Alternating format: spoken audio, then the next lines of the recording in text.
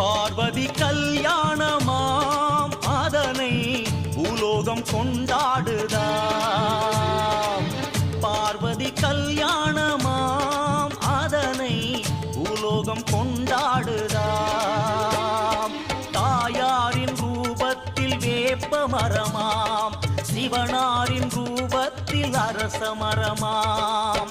வேப்ப மரத்தில் குங்குமம் தீட்டி, அரச மரத்தில் திருநீரு பூசி, அன்னைக்கும் சிவனார்க்கும் கல்யாணமாம். மங்கையரின் புலவையிலே மரம் சிலிர்க்குதாம். பார்வதி கல்யாணமாம் அதனை பூலோகம் கொண்டாடுதாம்.